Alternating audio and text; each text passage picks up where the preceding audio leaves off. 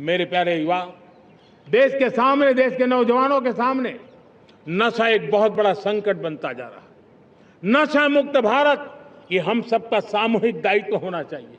हमारे उज्जवल भविष्य के लिए हमारी युवा पीढ़ी मजबूत हो, हमारा युवा सामर्थ्य हमारे देश के लिए काम आए, इसलिए नशा मुक्त भारत।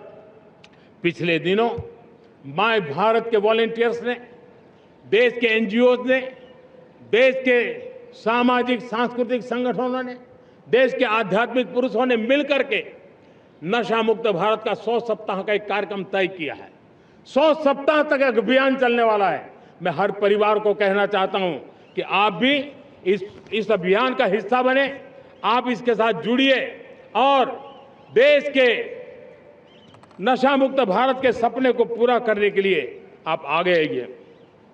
मेरे प्यारे देशवासियों, 21वीं सदी में दशकों पुरानी जो चुनौतियां हैं, उन चुनौतियों को खत्म करना बहुत अनिवार्य है। नक्सलवाद, माओवाद लाखों युवाओं के भविष्य को तबाह कर दिया, अनेक माताओं के दूधमल नौजवानों को छीन लिया, बर्बाद कर दिया, हर मां बाप के सपनों को चूर चूर कर दिया।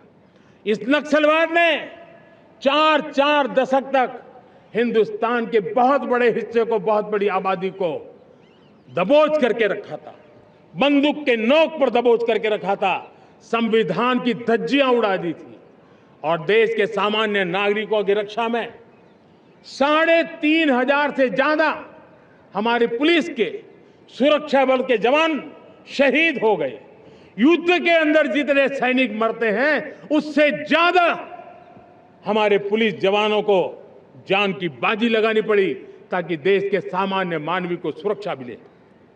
ये नक्सलवाद ने धरती को लहूलुहान कर दिया था। 2014 में आपने जब हमें मौका दिया, उसी दिन हमने संकल्प लिया था कि हम देश को नक्सलवाद से मुक्त करेंगे। और आज मुझे खुशी है कि नक्सली माओवादी हिंसा आखिरी सांस भी शायद रहने की अब तो ताकत नहीं रही है।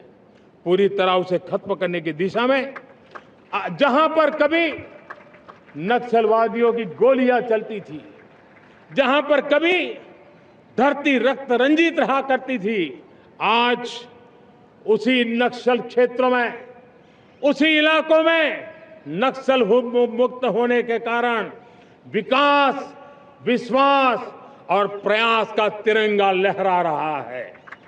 एबीपी आनंद एगिए थाके, एगिए राखे।